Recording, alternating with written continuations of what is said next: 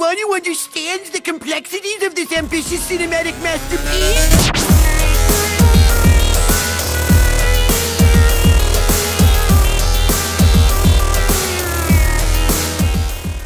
Oh, you were using tape. I am. Yeah. This is high tech. I'm gonna 21st century, gang. Yeah, you're gonna document the behind the scenes. Uh-oh, our table! Our No. table. Look at those fancy clothes. So, Yeah. Hi. hi. Do I call you Maxwell Atoms? Yeah. Yeah. Do I call you Greg Miller? Yeah. Okay, Do I that call you works. Mr. Warburton? Better. All right. Yeah, wow. Well, We're all here. all right. Should we introduce ourselves, or did we just? I think we kind of just. Ladies and Very gentlemen, nice. Very nice. the creator of Cartoon Network's Whatever Happened to Robot Jones, Greg Miller. Hello, internets. Do I introduce you guys? Yeah. Oh, and then this guy right here, the creator of all kinds of crazy shit, but mainly Grim Adventures of Billy Mandy, Grim and Evil, Evil Con Carne. It's Maxwell Atoms. And this is Mr. Warburton, the creator of Codename Kids Next Door. Woo! Yeah. Anyway, we're here to talk about what it was like to make a pilot for Cartoon Network during the Big Pick era. Yep. Back in the old days. Well, you Back- guys were there before me. You guys were here in LA. Barely. Yeah. Well, yeah, we actually met in college. Yeah. You're gonna have to remind me. Were you my tutor or was I your tutor? Wait, what? I think that's how we met. Was one of us was the other's computer animation tutor? That's terrifying. Oh, what? I don't remember that at all. It must have been you because I was no. Okay. Back when we were working the Amigas? Yeah. Yeah. So we went to school in Philadelphia at the University of the Arts back in the 90s. And yeah, we had a computer animation class and we were using Amigas, which were like these ancient Commodores, and like the pixels were like 1 inch by 1 inch. Sure, but for the time. Oh, they it were was pretty super great, high right? tech. Yeah, It was yeah. great. But it must have been because there's no way I would have been your tutor because I was not. All right. I don't remember Anyway, that at I all. think that's how we met. Yeah. But anyway, we went to school together somewhere, I think, middle of sophomore year. Greg was like, see ya, I'm going to LA to... Mm-hmm. Yeah, I dropped out. Yeah, to work at Hanna-Barbera. Mm-hmm. Yeah, I got an internship at Hanna-Barbera, and then I dropped out. I mean, all the teachers were like, don't do it. They're going to lure you with money and a job. And I think they did. They offered me like $600 a week. And I was like, $600 a week? I'm rich.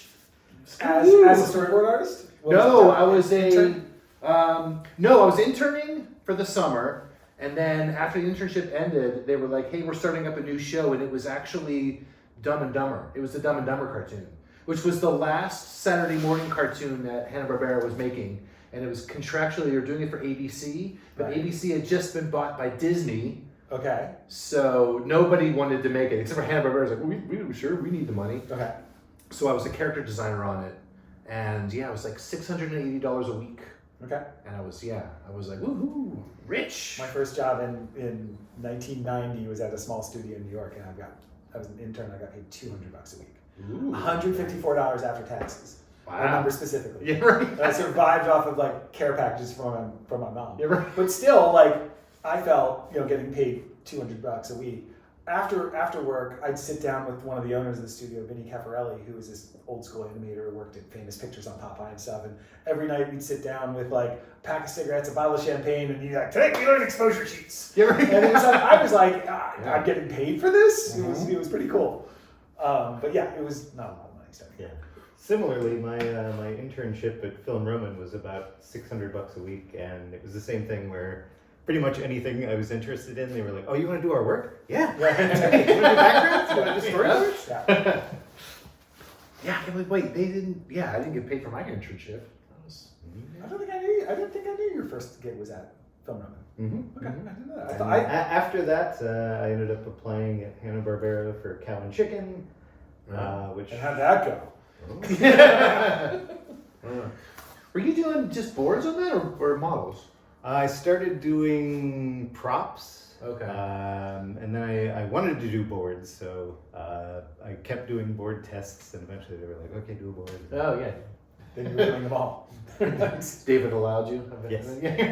You passed the test. No, he was pretty good. He was in Fresno most of the time, so there was just like a lot of like. That was the weird thing about Cartoon Network to me was that I always expected the animation industry to be more what the rest of it was, where like you're there and there's executives there and you're talking to people. But in early Cartoon Network, it was everybody was in Atlanta and you were just like, here's my Bible, I'll put it in the mail, and then you kind of forget about it, and 6 months later someone's like, oh yeah, come do a pilot. Yeah, right. Yeah, right. Well, that's, I mean, the story I always tell with Kids Next Door, like Linda Smensky was the vice president of animation. I knew her from New York. Mm-hmm. She had moved down to Atlanta. I had pitched Kenny the Chimp to her. Mm-hmm. Like I just sent it in the mail, and she was like, great, like let's do a pilot. Yeah. And then they sent me here to make that. Then with the Kids Next Door pilot, like I knew Kenny the Chimp wasn't going to get made. So I'm kind of jumping ahead here, but but the story kind of has relevance. When Kids Next Door, like I knew Kenny the Chimp wasn't going to get picked up. So Kids Next Door were side characters in that Bible, and they always say we like those Kids Next Door characters. So I started coming up with, well, what can I do with them? And that's when I came up with the international group of spies who are fighting against adults who want to raise the drinking age of soda up to 13 and make summer school year round. So I did another Bible, I sent it in the mail, and Linda didn't like it. She was like on a Friday, she was like, yeah, I just think it's a little too adults are dumb. And I was like, no, it's like it's super cool. It's not cheesy. And she was like, no. Wasn't her big thing? She thought it was like too Nickelodeon. She thought it was too Nickelodeon. Yeah. Horrible. Yeah. You're making a Nickelodeon-ish show. And I get what she was saying, but like I was so. The irony being is that 7 years later they would have begged for a Nickelodeon. Yeah. And I like cried my eyes out all weekend, and then on Monday morning she called me up and said like, Mike Lazo found your pitch on my desk and said to greenlight it. And that's the thing I tell students and stuff all the time is that it's not that your idea is bad, it's just maybe the right person didn't see it. And if Lazo had walked by her office and said like, oh, you know what, before I talk to Linda, I'm going to go get a cigarette, and walked out, something would have landed on top of my pitch and you never would have seen it. Oh yeah, and totally. Kids Next Door would have happened. Well, same thing. Because of Robot Jones. In case do you know about the whole like me pitching the pirate show? Yeah. So I remember Captain Rug, right? Yeah. So yeah, the pirate show. That's what you were working on the moment we reconnected. Actually, was I got my job at Hanna-Barbera, and they were taking me on a tour of the building, and I just went around a corner, and there you were working on this pirate thing. Oh yeah. So because the whole thing was like, so I was working on Dexter's, and then like Powerpuff, and then like. They were doing Dexter's, and then Dexter's ended, and like everyone moved on to Powerpuff except for me because McCracken didn't like the way I drew, which was great. But luckily they were like, we like you, Greg Miller, so we're going to give you a development deal. And I went, what? So just like I got that office, and I was like, development guy. So I came up with the pirate show, and then Hanna-Barbera officially passed on the pirate idea, and then that was when like Cartoon Network was like, hey, we're looking for like internal people to pitch show ideas.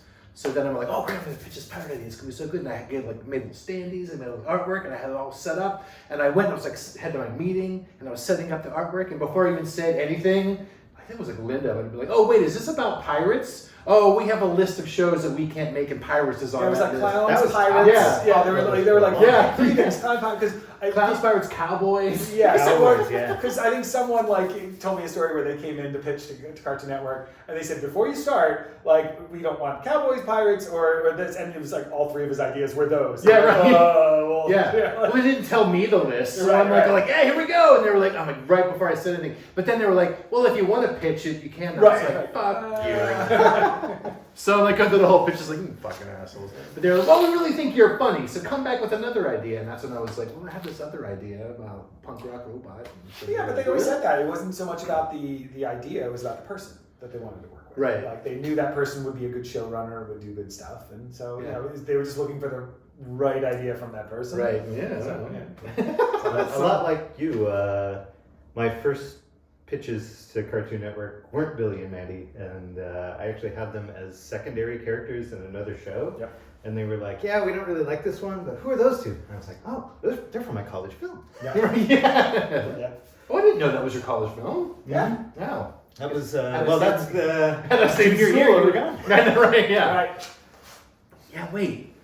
Did you, because the only thing I think I did at school was, I did it like, the do's and don'ts of dating, and it was some like. I remember that. Yeah.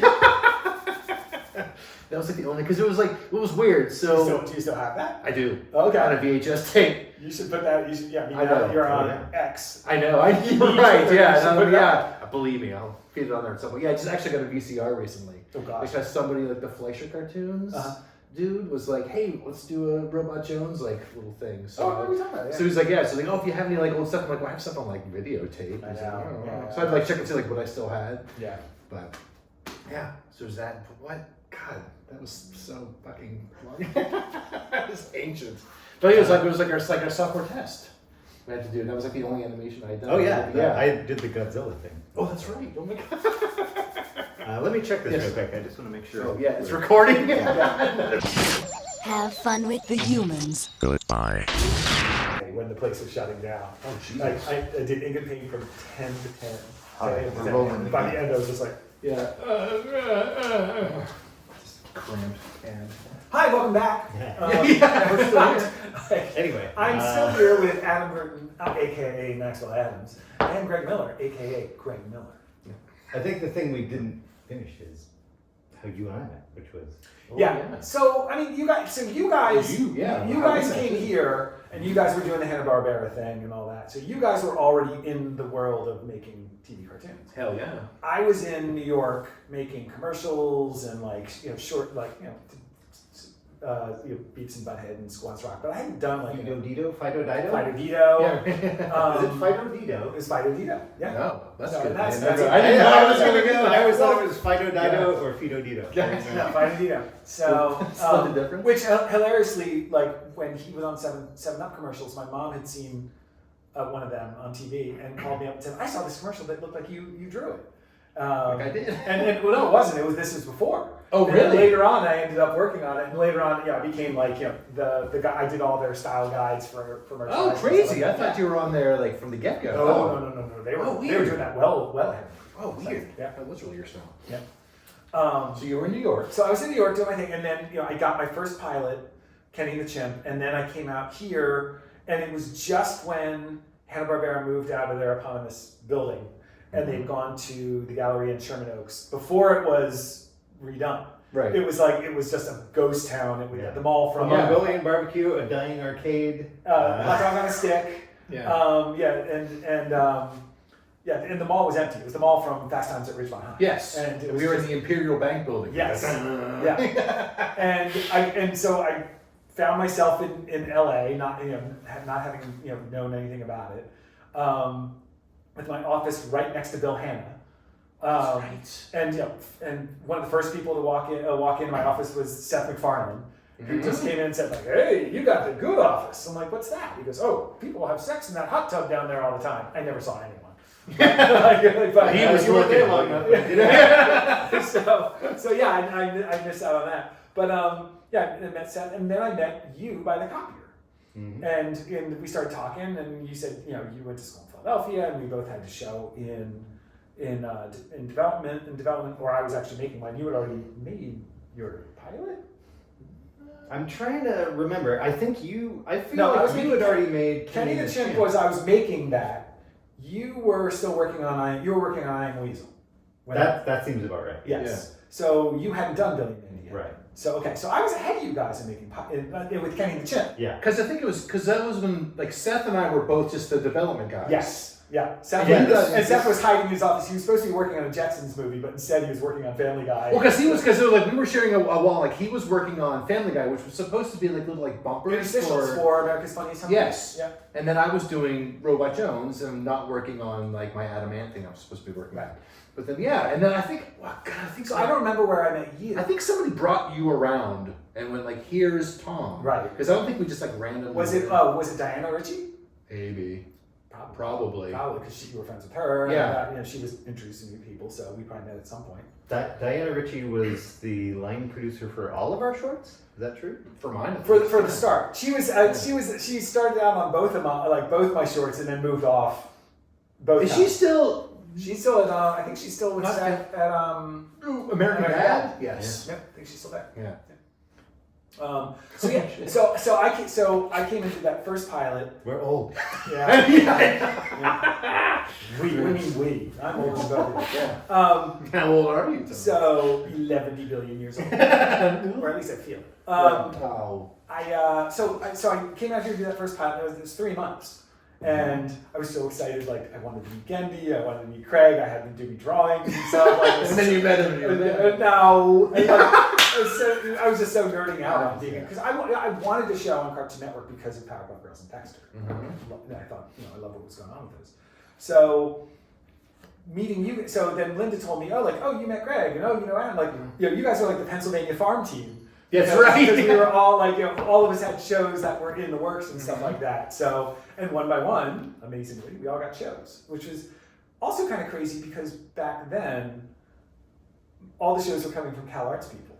That's true. Yeah. When I was interning, it was like, I got kind of like lumped in with it. Right. Like when I was interning, because it was like, they were, when I was at Hanna-Barbera, it was like, like the Cal Arts like farm team. It was just like McCracken and like Miles Thompson, like everyone got Gendy. Like, so they were all like, the only reason, like the main reason I dropped out was because like all those guys dropped out. And they were like, don't, like fuck it, like you're making money, like why are you going back to school? Like stay here. Because it was when they were all doing Two Stupid Dogs. Yep. Because I was the intern on like Two Stupid Dogs and SWAT Cats. Oh, yeah. But yeah, that was the whole thing. It was like, it was all Cal Arts people, and like we were like the first ones kind of like that weren't Cal Arts, because they weren't. There was not a lot of show creators coming out of Kutztown University. Right. So. But that second batch, like it wasn't like that batch. It wasn't a lot of or any Cal Arts people really. Maybe not. It was. Because I think it was swings at a different sort of creator maybe, because it wasn't Cal Arts and it wasn't like Pat Ventura and it wasn't like your classic sort of like that cartoon people of that era. Yeah, it was like weird us kind of people. Yeah, it was just I don't know. I still feel like I don't know who championed Billy and Mandy really. Like I know somebody hated it and somebody loved it and there was a fight and that's all I think I'll ever know. It wasn't Lazo? I don't know. I'll never know. Because God, that's so weird. Yeah, I don't even remember. Because I did 2 scenes? Did I do any scenes on Billy and Mandy? You did. We all, to some degree, worked on each other. Oh, yeah, on the pilots, yeah. Because I remember there was like the one. out on mine. Yeah. I remember like somebody on a lifeguard stand. Yeah? I did one of those scenes. Mr. Winton, Mr. Kid. Yes. I've still that's what we got. I've still got my Robot Joneses. Well, your layouts? Yeah. All your mates belong to us. I remember that. You Yeah. hit that joke on the locker in the background. Yeah. Remember. But you didn't do any Robot Jones. I don't think so. Oh. No. Boo. But we did help each other with Pokemon. Let's face it. Oh yeah, we gotta say yes. So we were all doing our shirts like Pokemon was huge. It was back in the '90s. It was crazy, and we all had. We all decided we were at lunch one day. We decided we should start playing the trading card game. Yeah. And we were like, okay, so like we went to a store and we got some Just the blind booster pack. Yeah, and we started playing, and then we started having a tournament at the studio, and we came up with a whole leaderboard and stuff like that. And you had to beat someone. If you beat someone 15 times or something, it was your drink or something. Right. And we all had our different gym leader badge. Yeah. So you Mine was were a smart little cocktail badge. right. Yours Mine was was Spork. right. Sport. And I was Dead Baby Badge. Of course. And then, and then Mike Stern was Garfield. Fat Naked Okay. Garfield. Fat That Naked naked Garfield, Garfield. yes. Yeah. What was Kevin? God, what was Kevin? Yeah, that's a good question. Who was Spork though? There was a Spork. He was Kevin's was Snorlax. I remember. Oh, you were Oh, I think you're right. I was Spork, but All right. I remember Kevin. The image was Snorlax. I think you're right. Oh yeah. Did Craig Lewis, was he in it too, or was he? He just, was for. was he he just was trying on not? I and off. tried it. Yeah. Oh, Craig. Yeah. Sexy Hamilton. Yeah, sexy Hamilton. Who knows that? There'll be so many in jokes by the time you're already. Yeah, I know. Well, we've been good so far. But anyway, so go back. So Yeah. I finished up the Right. Kane and Chim pilot. I did that for 3 months. I went back to New York. Mm-hmm. I started developing Kids Next Door, but as my next thing, and I think I was working on Pepper Ann.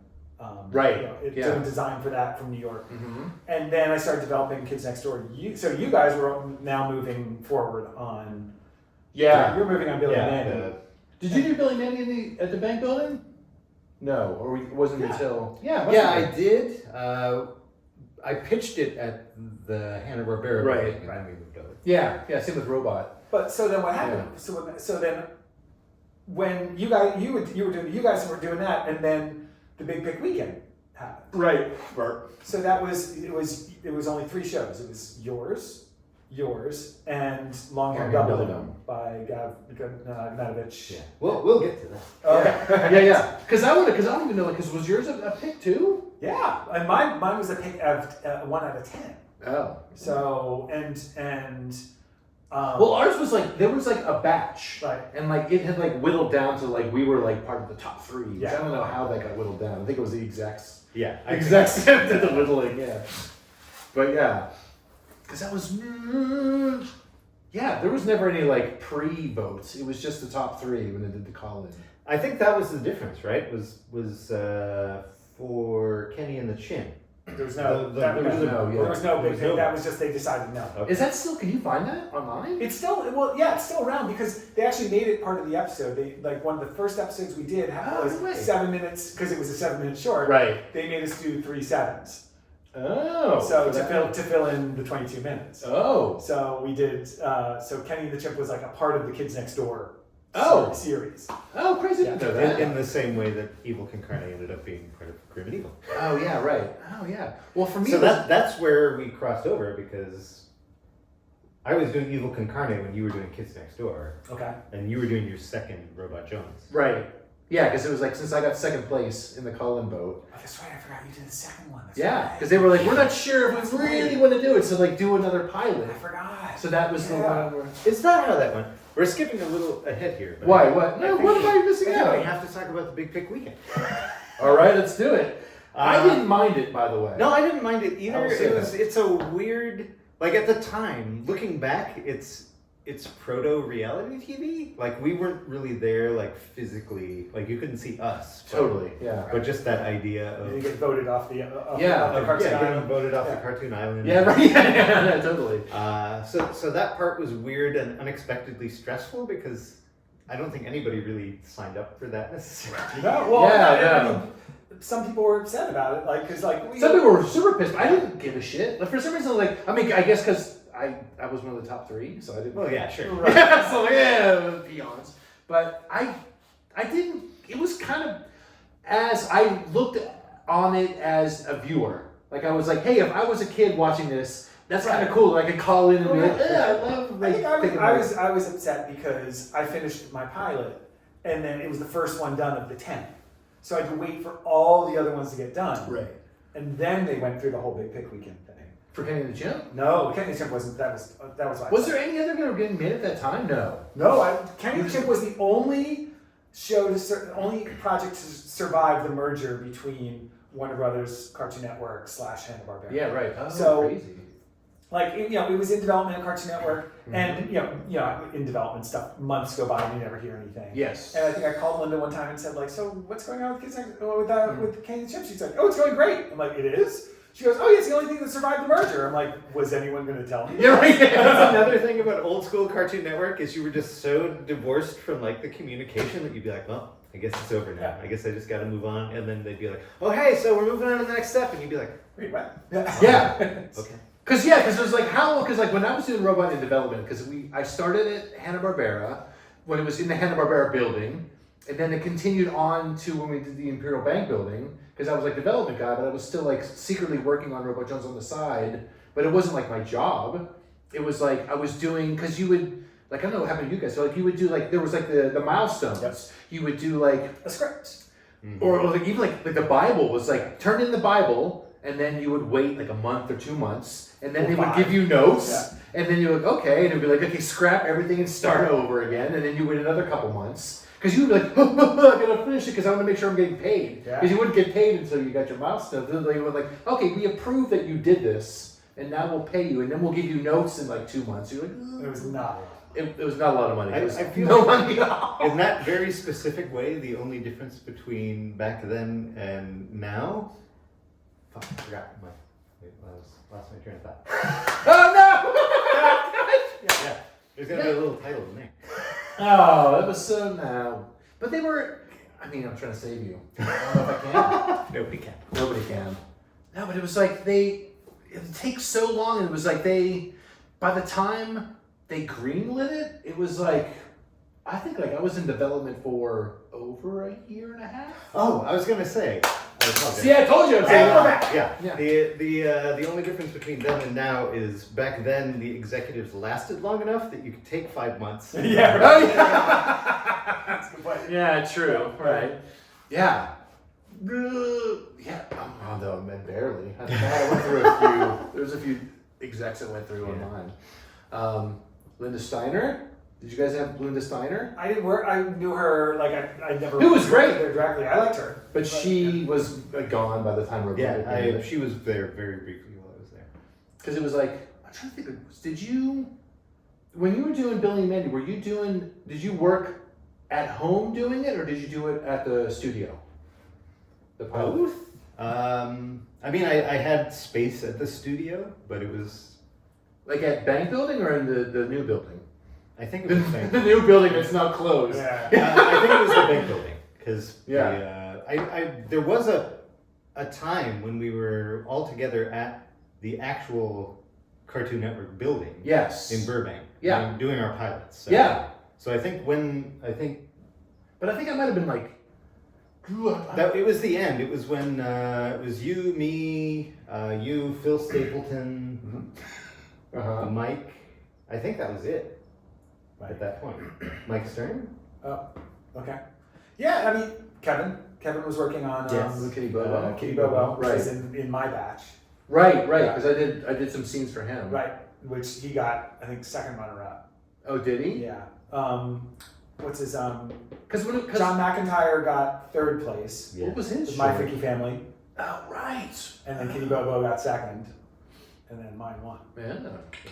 which I had to find out on the air like everyone else. Oh yeah, totally. No one, tipped me off. Oh yeah, no, did you? Because it was like, yeah, it was so like we were like No, so out of the loop, like with the calling and stuff. Like nobody talked to us. We had no idea. It was like call and vote. It wasn't like we had like a hotline to like Cartoon Network. It was like we're giving you an update. No, like it was like we were watching it like everybody else. I like on TV watching like, and then they're like, and now the second runner up, and you're like, not mine, not mine. And then it was My Freaky Family. Oh shit! Then you just sit through that cartoon and watch it. Then there was a commercial break. Then they're like, and now the next runner up, and you're like, not mine. Then it was Kitty Bobo. I was like, okay. And then and now the winner, and the Kids Next Door pilot started on black. Right. And then there was a sound of a phone ringing. And all I That's right. all I had to hear was half of that phone ring, and I knew I won. And my Meg had me in a headlock in front of the TV with this close, and she just started running around the house screaming. And I just put my head Did she down. let you out of the headlock? Yeah, no. But I just So you passed out. I put my head down on the floor and just said, "Shit, now I have to make it." And then the phone rang all night, like just people calling me. And I didn't know back then. I didn't know this could happen. I got so many phone calls that the phone company made a temporary message box for me because I don't think at the time we had maybe we had an answering machine, but they made like its own message box. Oh yeah, which was crazy. But but no one from Cartoon Network called me. Oh no! And then I think I called. No one called me and said congrats. And I think I called. I was going to Japan like the next day or something like that. And I called Linda from the airport, and I was like, I won. She's like, yeah, but you knew you were gonna win. I'm like, no, I didn't. Yeah, I know, like so classic. Yeah. I'll tell you what happened on my end was watched it like everybody else. Honestly, thought you were a shoo-in. Didn't even. But that was, in my opinion, the vibe at the studio. It was like that was going to win, and I was like, really? It's going to win? Yeah, that's what I thought anyway. Oh, well, thanks. I won. Didn't see it coming. Linda Saminsky called. Was like, hey, you won. I was like, oh yay! So we got off the phone. I called my mom, my sister, a whole bunch of friends. Phone rang again. I picked it up. It's Linda Saminsky. She was like, oh hey, just don't tell anyone, that you won or like how many episodes you're getting, because we don't really know exactly how this is going to go yet. That's about right, yeah. Well, since I was second place, I didn't get a call. I got nothing. Right. And I wasn't like, I don't think I even had cable at the time. Oh. So I wasn't even like watching it live. I think I was like asking somebody like, hey, are you watching it? Like, did we win? No. Like Stink Stern had it. I don't think we were hanging out that night. I don't think we were. I remember like this is like pre-internet and stuff. It was old message boards and stuff like that. So I remember I was in Japan staying in this little ryokan, and they had a computer there, and I went on to like I forget, it was cartoon.com message board or whatever. Oh, what was it? It was it was like the big one. Yeah, and there was a whole Cartoon Network Big Hit Weekend thing, and everyone hated the kids. Everyone wanted. Everyone hated everything. They wanted Kitty Bobo to win, and everything was just Kids Next. I can't believe Kids Next Door won. Blah blah blah blah. This sucks. Blah blah blah. And it was like, every once in a while there'd be someone like, I'm glad they won. It was awesome. Yeah, but like you scroll through like 30, like fuck this show, and then all of a sudden, if you went by the internet, it was it was. What was that tune? It was Tune something. Toon Boom. Toon Boom. No, it wasn't Toon Zone. Toon Zone. Yeah. Is it still out there? It still exists. Does does? it? Okay. Oh, there was so much hate for Robot Jones. There's a hive of I mean, So it much was hate. weirdly for as much of an animation site as it was, it really seemed to hate a lot. Yeah. And I love that it was like people hated the fact that it was like so scribbly. And I remember like so many people calling like the animation style is so scribbly. I'm like, it's not the animation style, it's the actual design, you idiots. Man. But they turned around. Like later, there was a whole Kids Next Door thing where they followed the episodes, and so like the fans were there, but the people just the internet loves to find. It's the internet. Yeah. How many seasons did you do? Well, at the time, a season was 13 and a half hours. Yeah. So we did 6 seasons, and so we were like our shows were the first. Well, show. Adam and we kind of got the fun 6-packs. We were the first shows to go beyond 52 episodes. 52 used to be the cutoff. Yeah. We were the first ones to go, and we both went to 78. Because 52, the cutoff was for, what do they call it? For Syndication. Syndication, thank you. Yeah. Yes. So, back in the old days of television. So no shows had gone beyond 52. 52. Right. Until Dexter's Lab, I think. No. Ours went past. We were the first. I don't think I beat Dexter's Lab. You may have, but I don't think I did. At the end of the day, we did 78 half hours. Oh, we did 78 eventually. And 78 was like, holy shit, Dexter's 78. Lab. And then I think Adventure Time did 275 or something like that. So I think they went the longest. Oh, wow. Yeah. Oh, you're talking total. I was just talking chronologically. No, total. Dexter's Lab beat us both to the punch. You think so? Well, with the reboot? Because they got the reboot, which... Oh, but no, that doesn't count. Like, I'm talking first. It doesn't count, but it does count in that I think it opened the door to give us all more episodes. Yeah. Maybe. Yeah. Some of us. And how many did you end up completing? I think 20. Oh, wait, how many? No, I think only like one fucking season. Because we did the 2 seasons. What was the season? Yeah. What was the season? I think I did 14. To rewind a little bit, that was 14 and a half hours, which was like 28, Right. 11. Okay. But the idea of the big pick was that you would get 13, so that got split between us, which I always thought was kind of. Oh, was that what? Yeah. Oh, No, that's sorry. obviously I forgot about that. Sorry. It was my fault. Because it wasn't either of our faults. That was the network's decision, but. Well, then, after, because we got the split, because it was a 6-pack, so we went to the 6 half hours, and then... They split it between you two. Yeah. And then our second batch, I had gotten a pickup for 14 for the full season. Yeah. So my Plus second pickup one. was also another 6. So we did 6. Yeah. And then but we then did they cut 9, me and then we started doing full season. normal-ish. Yeah. Well, because my second one was I suppose my second batch, because I did the 6-pack. Then okay, cool. Now we're gonna pick up I don't know why it was 14. I always remember that number.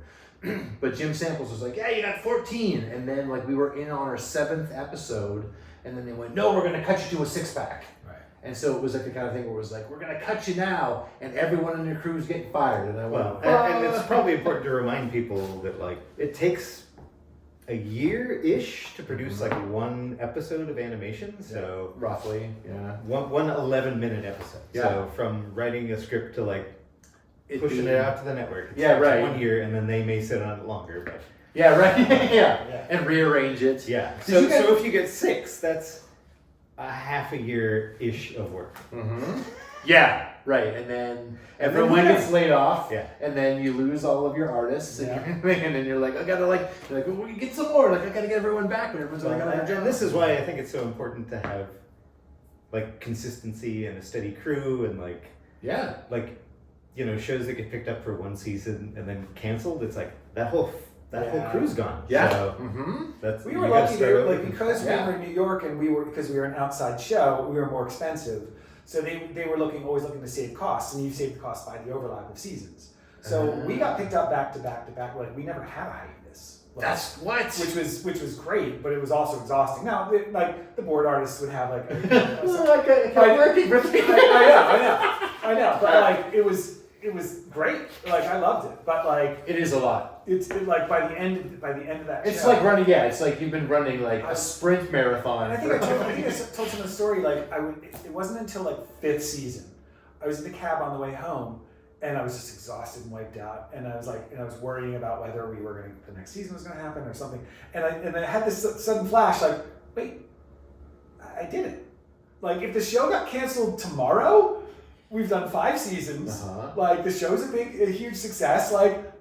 I did it, Yeah, right. And I never really thought about that until I was always worried about like next season, what's going on? Like, oh no, this show isn't working. And when you're in that nonstop panic, up at 5 in the morning, like going to the studio, writing episodes, and there until 8 o'clock at night, like working on weekends. Like I just never stopped, for lack of a better term. Wait, you woke up at 5 in the morning to go into the studio? I'm a morning person. Yeah. I don't think I stopped and smelled the roses till like 4 years ago. It's hard to. But you know what? I do my grocery shopping at 4 in the morning if I can. Oh yeah, are you you're a night guy too? I don't like to be around people, so if I can get that. Oh yeah, no, me too. Well, that was the thing. Like, I was always like, everyone was like, so like, I mean, yes, I do like to sleep in, but I did like the fact of like, so at old Cartoon Network, it was like when everyone was gone. You worked late. I worked late, and I would work all night because no one was there, no one was like bothering me. So like because during the day it was like if I had to do like meetings and like talk to people and give out notes and stuff, like that was like my people time. I wrote in the morning because no one was bothering me. See, I did the opposite. I was just like I would like do all my like stuff, and then it was like now it's time to just like do a couple hours of ping pong. I changed. Like there was a time when I used to, especially when I was animating commercials, I was up all night animating and stuff. And then I reached this point where I realized I wasn't doing good work at night because I was just tired and sleepy. And I realized I was more clear-headed in the morning, and I switched from becoming a night owl to like. See, I'm the opposite. Like I try those because it was like, maybe it's like waking up early thing is a good thing. And like no, it doesn't work for some my people. brain is just like, it was like I would sit and like stare at my paper. But that's how I got it. Like 6 o'clock at night, if I have to write, it's just flatline. It's crazy. I have nothing. Yeah. 4 o'clock in the morning these days, I wake up for no reason, but that's like between 4. That's because you're old. And noon. Yeah, that's like my prime time where I can get things done. But afternoon, taking naps, I'm done. My only thing is like now that I'm a dad, it's just like that zaps on my power. Yeah. Oh no, I think like that's the worst. And I love kids, but they zap. I used to do so much of my development work and after work when the kids went to bed when they were younger. Right. But as they get older, they stay up later. Yeah. And then the next thing I know, it's like 10 o'clock at night, and I'm like, I can't think now. Yeah. Right. Yeah. But and then I was getting up at I'm an early riser, so I get great work done. Wow. Yeah. So that's a blessing. Yeah. Wait. Where were we? Yeah, where were we? This is a good time to pause. Oh! One about cereal mascots, Captain. Oh yeah, what was that one? That was Craig Kilman. No. Craig Kilman's was Captain. It was Captain something else. That was about the retired superhero whose pension runs out and he has to go back to work. It was super great and super stylized because Kelman's such an awesome designer and stuff like that. But maybe it was a little too pension. Pension. Was that the one But that was later, right? That was one of the ones. Because he did one later on, with Chris Staples, with kangaroos, and it was almost like Seinfeld. I remember that. It was super. It was when Cartoon Network was when what's his face had taken over. and they were like, we're gonna do like super Adult Swim, like everything's gonna be like adult. We're gonna be the Fox of animation. Right. And it was like, because that's when I did Brand New Super Crazies. Oh yeah. And I pitched it as like, all right, because it was like I was making very blue jokes, Yeah. all kinds of things. And they were like, yeah, great, we're gonna love it. We love it. And that's what Uncle Grandpa came from that. Yeah. What else? There was Utica Cartoon, which was by the Krause brothers. They were from Rhode Island School of Design. Ooh. And it was a great cartoon, but it was so weird that like it came in last. But Like, yeah. but it was great. Were you up against anybody like directly for the Big P? Like Maybe directly. I remember there was a focus group for my pilot and Chris Savino's Faux Pas Okay. that we both went down to. Oh, they did a focus group for Kids Next Door and Kenny the Chin. What was it like mine, old school with the dial? Yes, they were in. Oh, yeah, I got one. They were Great. I love with, that, with actually. with the one-way glass Uh-huh. and You're behind the mirror. And, yeah. yeah. Just there's a Simpsons episode also. That Yeah. is that right? Which is 100% like once you're like, oh, that's true. Yeah, like yeah. them going like, I love it, I hate it, is real, and then you watch you can see the graphs. But And tell- so tell- one kid going, boo. Tell the story It's real. that happened to you at your test when they took the stuffed animal. Wait, no, mine was like they were doing the test and like the proctor hated my cartoon. Right, but I thought didn't someone or maybe I'm thinking someone else's show, but someone brought in a stuffed animal with them and the proctor said like you can't have that in here. And they took the stuffed animal away just when the cartoon started and then the kids started crying. And then Oh, none of the kids no. were, I thought it was you. No, mine was like the kid was like, because one of the questions they would ask after the cartoon was like, what would you like to see this character doing? And the kid was like, I want to see Robot Jones in like a crumbling castle. And he was like super creative and like had these great ideas. And like, that's a stupid idea. Like we're yelling at the kid. I was like, oh no. And then the woman like came around and was like, I hate this cartoon. This is the biggest piece of shit I've ever seen. And like, oh, by the way, have you met the creator who's sitting right here? And I was just like, are you kidding me? Yeah, the whole thing was like, she hated it. She was like, bummed out about like she was like, oh, it was the worst. She was asking them questions that were like totally leading like, you don't like this robot voice, do you? It's not very good, right? Doesn't it look really weird? It's all kind of scratchy. Leading and the witness. squiggly. Yeah, I know. And I'm sitting like behind the desk, I'm like, no, damn it, Tommy. But I couldn't like. I know they, whether it's true or not, like they had stopped letting us go to the focus groups. Yeah, which was definitely kind of they didn't want you to go to them. which is a bummer. Like their whole reasoning was like, well, it's too stressful for the creators. No, they didn't want you to use it as ammo. Yeah, because like they would like, because when you get the reports were like, wait, the kid didn't say that about that. Well, and really, like, when I was watching it, like, most of the time, the kids would just stop paying attention to the dial. Yeah, they After would watch about the a minute. it would level For out. the first yeah. minute, they'd be really into it, Yeah. and then they would either be watching the show rapidly and not turn it Which again, is a good sign. or they would be Yeah. tuned out to, like, anything else, and they would not be interacting with the dial. So the dial didn't matter after about a minute in. Although, like, I'm just like, if they liked it, they would like, I like it, and then drop it, so it would just stay at like. Yeah. Like, yay, which is Remember good. the woman who was the head of testing? She was like Jane Goodall amongst the. Oh, yeah. She just knew, like, when we sat down, she looked at all the kids in the room and she said, "That kid right there, that's the alpha male.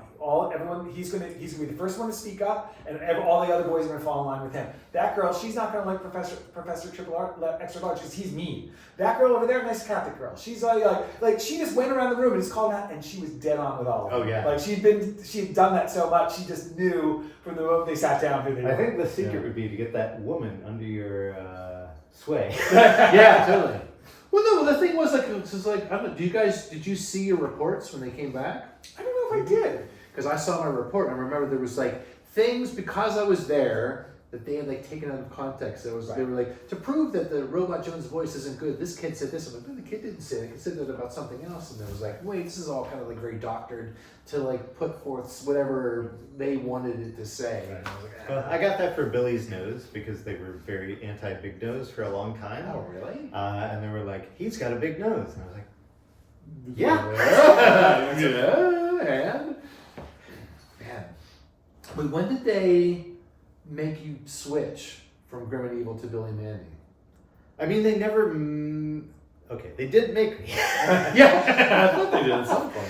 But it was They did actually give me the choice of which one to kill. Which who's managing this place? Like at this point in my life, like back then it seemed like a great idea, but what? Here are your children. Kill Yeah. one. Well, but they clearly had to have some knowledge of which was better, I think. I don't know. I don't know. It seemed like from the get-go, because I remember so back when like Dexter's and stuff was happening, I don't know if you guys ever experienced this, but it was like back when we were in Hanna-Barbera, at the very early stages of Cartoon Network, there weren't as many executives. So they were just happy to get whatever they could get. Right. And we would do storyboards on Dexter's, and we would get almost no notes because there was nobody to give us notes. They'd be like, hey, you guys drew a bunch of pictures, thank you. And then that was it. We would never get, it was never like, I mean, every once in a while there would be like, because there was one Dexter's episode that was all cussing. Right. Even though we were going to bleep it out, I think they were like, no, we can't do this, but we still made it. But it never aired. Oh, it didn't? No. No, that was one of Because the problem was they were bleeping it, but still the lip sync was to the cursing, so you knew what they were saying. Oh, yeah, but I mean, it was clearly they were like, Yeah, it you never- beep, asshole. Yeah, it I mean, It never. Yeah. they kept asshole. Which maybe back in the 90s, we could have said asshole on TV. Well, the focusing, I think the famous story with Powerpuff Girls was some boy said I thought that was the dumbest cartoon I've ever seen ever, and then they said, but you said here you liked it, that's because it's awesome. Yeah. And it was like, how do you glean any information from this? Yeah. I mean, it was being there and seeing it was really interesting because it was cool to watch a bunch of kids watch your cartoon. Yes. And when they were allowed to give you honest answers, and everyone was great to hear they liked this or didn't like this, and it was cool to get that feedback because we usually don't get it because it's so, like you had mentioned, from inception to delivery of an episode is so long. Yeah. You kind of live in your own world with a bunch of other adults that are making this cartoon, adults quote unquote. But you're still in theory making the cartoon for kids eventually. Yeah. So it's kind of cool to get that feedback. Now, I mean, Muppet Babies, I think every third story or something we pitch a basic storyline to preschool classrooms. oh, that's To the right. education department. And when we first started pitching the show and showed them pictures of the Muppets, they would have theories Animal, they'd be like, he has stinky feet. And multiple kids would say it, and I don't know, there were no stink lines coming off him, but he just had big feet. So multiple kids in different groups would say that, hey, he had stinky feet. So we wrote an episode about him having stinky feet. Wow. Yeah, sure. And everyone liked Fozzie's propeller hat, and someone said Thank you. and someone said wouldn't it be great if you could throw it like a frisbee, and we did that. So yeah. it's great talking to kids to get ideas. I want to see the one where Fozzie is flying around with his propeller hat, along the ground, and he just chops up a bunch of zombies. Well, That's yeah, maybe. Yep. Yeah. Pit Hoffelmeyer, Hassan Pickleboil, Monorail Fernpepper! Did you have any favorite parts of the process during the time? of making robot. Yeah, just things that brought you joy. I mean, I really loved doing the show, even though it was weird. Robot was a lot of, for some reason I feel like you got a little bit of the stress of. There shouldn't be a cat in here, but there is. Should we pause to de-catify? Look, a cat. What do you think, Kat, about cartoons? It's close to dinner time. Please continue. Oh, okay. So, I mean, I really, even though there was a lot of there's a lot of stress with pleasing the executives and what they think is going to make them money or get ratings versus what your vision of the show is. I mean, because you guys come into when SpongeBob was huge and coming up. Yeah. And I used to be you're not getting SpongeBob numbers, but even though Robot was getting huge numbers. That was the benchmark of the That was the thing, because it was if you're not making SpongeBob, you're not doing it. But it was even nothing on Cartoon Network was getting SpongeBob. I think that's the great tragedy of Cartoon Network is that they had a good thing, but they weren't getting SpongeBob numbers, and they so flagellated themselves over that Yeah. that they They killed themselves. Yeah, which is true. Did you get it much? Isn't it like we got it a lot? No, we didn't. Like Kids Next Door, they kind of like Kids Next Door was doing well. It was always like like I think the everyone was super excited when we got a 10 in the ratings because that was like possible. Like Kids Next Door got a 10. I think we got like a 9.7 or something in Robo. Oh my gosh! Even if you got a 7 back then. 7, but then it went down from there. Then it started going down to a 5, a 2, or whatever. Yeah. But like Kids Next Door was always doing great, and we were also in New York. Khaki Jones was our exec, and she was great. Like so, like we didn't get a lot of. They didn't tell us what to do a lot. They just kind of let us. Like I think I only had one story that got killed. My thing with Cartoon Network was they always gave you enough rope to hang yourself creatively with, and if you did it well enough, they cut you down.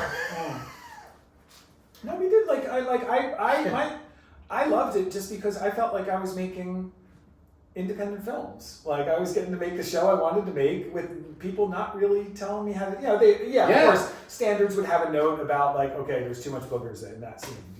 Give us 30% less boogers. Like in the storyboard, I should be like, is this 30% less? Right. So I like it was just, but it was really guerrilla filmmaking, which we discussed before. Like it was smaller crews. Like now, working at Disney on shows, I've got 7 editors. I had 1 on Kids Next Door. I directed all the episodes myself and cut all the animatics myself. Now I've got multiple directors. Like I've got so many more people. And I don't know how it's possible that I did this show. We did. Did you do animatics on your show? No, not at all. Yeah, in fact, I was expressly forbidden from doing animatics. animatics. Oh yeah. So we should say like which people know. Yeah. Oh my God! Like back then I didn't know what I was missing. Well, because there was a weird thing, and I don't know if it was coming from the old school Hanna-Barbera dudes, where it was like you were weak. If you had to rely on Animax, you were a weak filmmaker. If you have to rely on knowing what's coming. Yeah, totally. And seeing it before you see it. Yeah, because it was like you had to do. There was like. Okay, you would do your storyboards, and then they would take the storyboards and they would call it slugging. Right. And that would be somebody just like blocking out, listening to the dialogue track that was like a radio play, back in the old days, and like saying how long the dialogue was, and then they would chunk it out, and then we would just get the slugged boards, and then they would do the timing sheets from that. Now, we would never get to watch an episode until it came back animated, and then you would get to like go like, oh well, I guess I didn't like the timing of that thing. Yeah. It was like so theoretical. I think in modern terms, this is so absurd because it's 9 months before you can see what you did. Yeah, but you would just like guess like, I think this is gonna be good. Have fun, and then we would send it to the entire time it takes to make a human being. Oops. That doesn't make any sense at all. Shit. I came from commercials and stuff where when we shot pencil tests and stuff like that. Yeah. And when I came to, I'd never done exposure sheets before, and they were like, well, we'll talk to Robert Alvarez. Yeah, right. Yeah, and I talked to him, he'd be like, well, you started at the beginning, and when you get to the end, stop. And I was like, but there's so much, there's more than that. I don't understand. Yeah. And so I animated a lot of myself because I didn't know like what I was doing with the exposure sheets.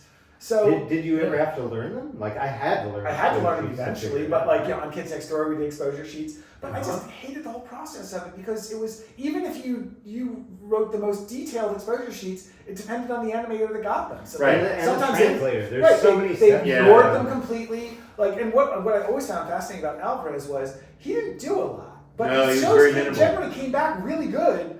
Like, well, because there's the weird, like, there's like there was this weird, like, 2 schools of thought for your overseas studio. Like, some people were like, you have to hold their hands because they're idiots. But then there was like Alvarez was like, give them. They know exactly what they're doing. Give them enough of a direction, like they know what they're doing. But But like now, I like for CG and even the 2D sequences on the show I'm working on now, we don't use any exposure sheets, and it's awesome. But we got very detailed animatics. Like, well, that's the thing. I'm much more we scratch track everything, and then we storyboard to that.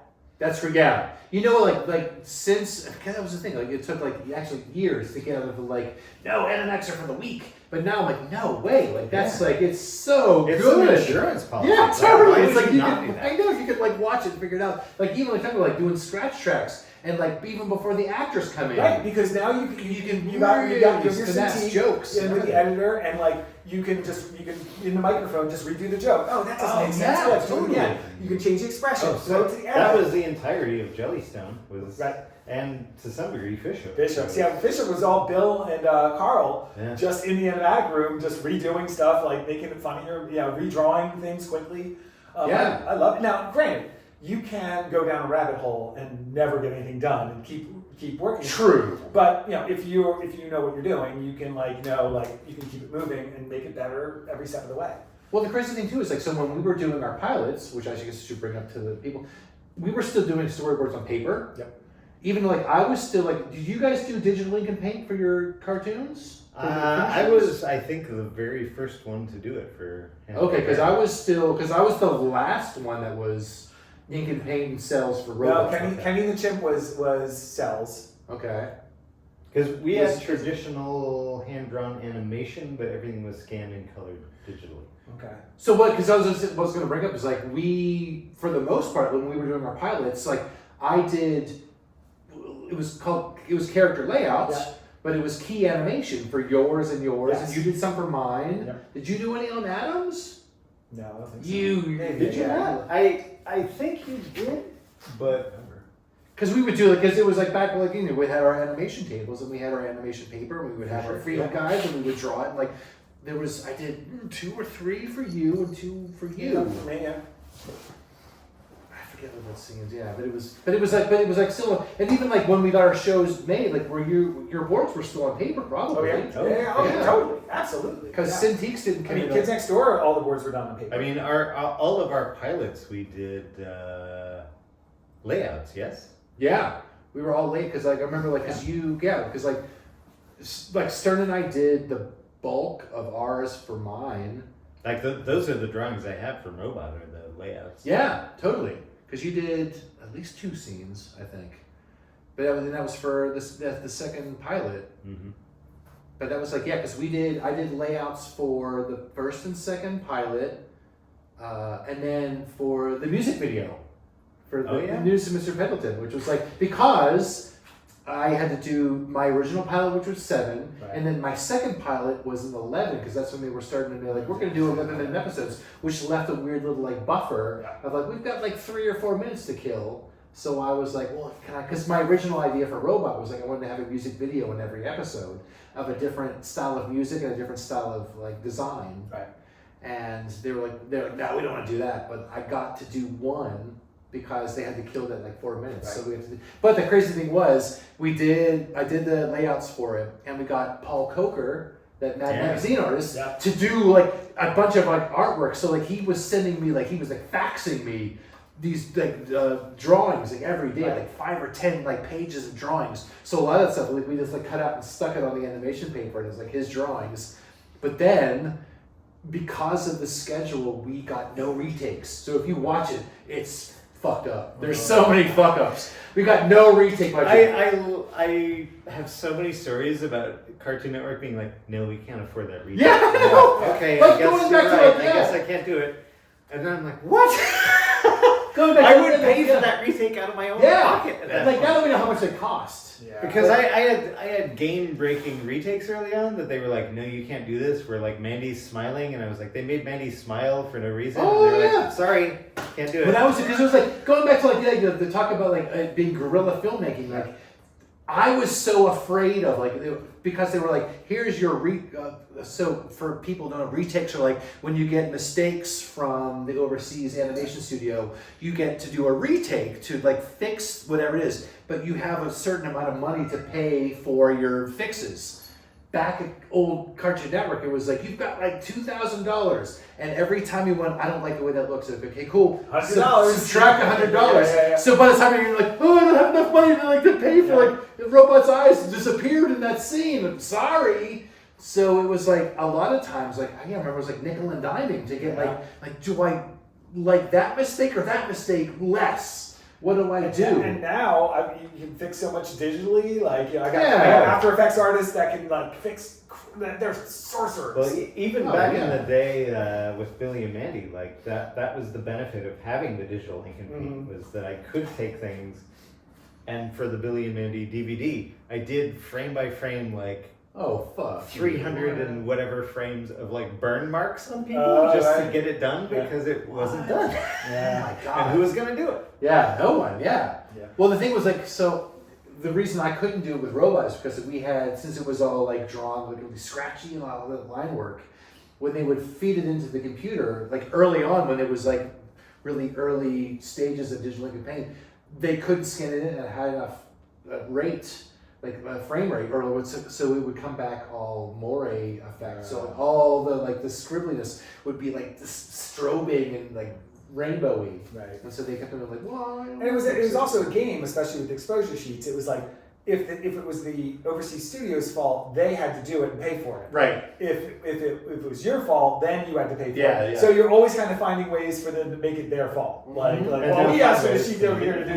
that. right, yeah. So it was this whole game of like, well, we asked for this and they didn't do it. Yeah. And then they fight back at you. So that's always Yeah. the game. I mean, that's still. But then like now you know like you feel like it would cost like $10 to like change the eyes and that thing. But remember, it's also that was done on cell, and you know, Yeah. having to redo a whole cell, scrape it, and top paint it, and stuff like that was a lot harder. Well, the now crazy digital, it's like Oh yes, nothing. click, click, done. But even with me, it was like the crazy problem was not even just painting the cells and doing, but they didn't have film over there anymore, because Korea was doing our animation, but there was like they had to deal with what film stock they had left over there, Right. and so the crazy thing, which you don't think about it, is like different batches of film have different color. Yep. So we would get stuff back and like scene to scene, like one thing would be kind of like blue tinted, one thing would be red tinted. Like, oh my God, this is crazy. Which I kind of liked because it made it look old. But at a certain point, like when you had like scene, like strobing, like red, green, so like, oh my God, it's gonna give people seizures.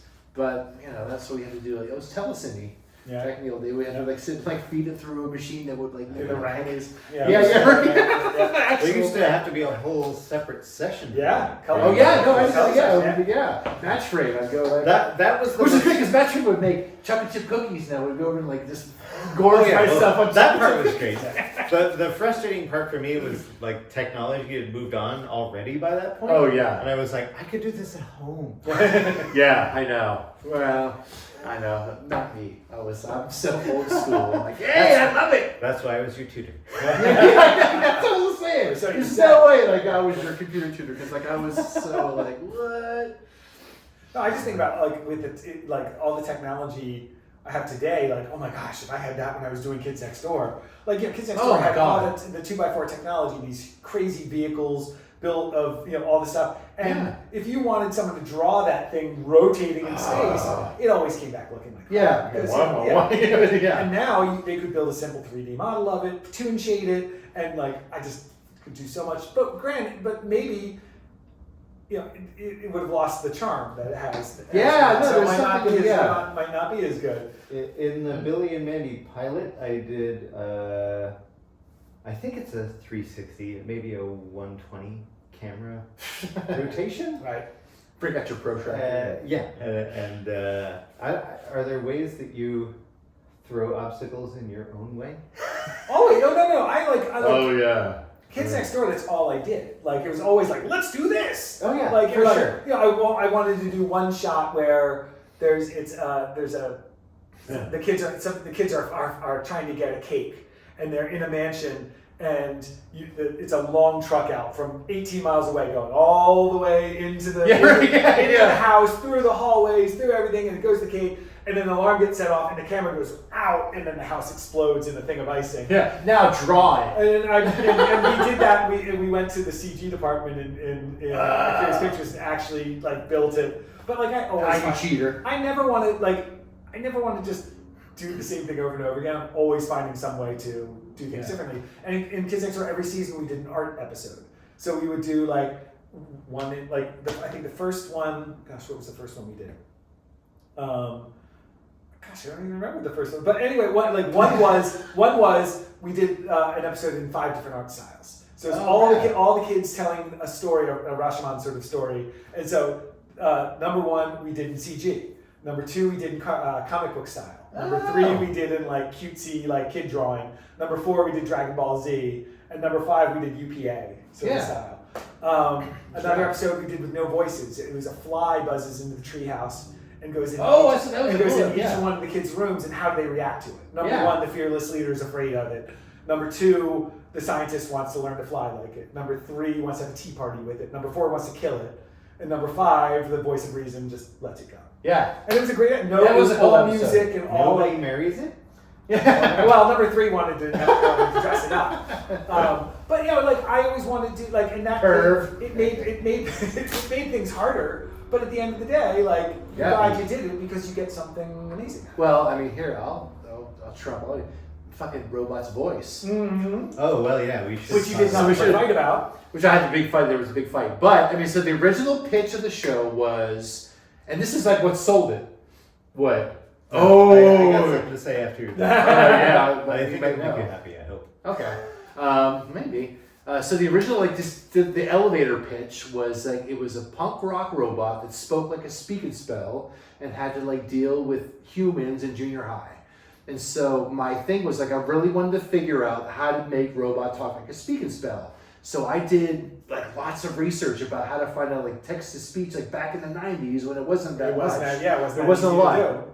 And so the thing was, and I think I've said this on things, but it was like, I found like, so Word 98 had this weird text-to-speech program, but it had all these like controls, and it was like speed and emphasis and like modulation, and it was like you could go through like even like word by word and like single out how to make a talk. So when I did Robot, it was like I had to like take the script and feed it through and like listen to it, like feed it through like this blindly like through this program and hear how it would say it. And then it would go through like I did it myself. Every episode was me going through and making Robot talk and like word by word, like sentence by sentence, and like learning weird tricks about like you could break up a sentence with with an exclamation point, like different like punctuation to make it talk.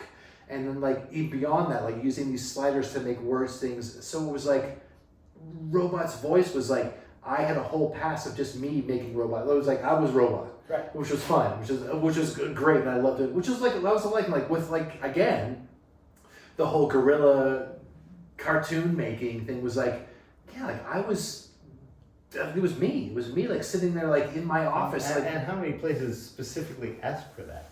None. No, all of them, really. Oh, But what? They're asking for like your. Oh yeah. Yeah. No, totally. For you. For Yeah.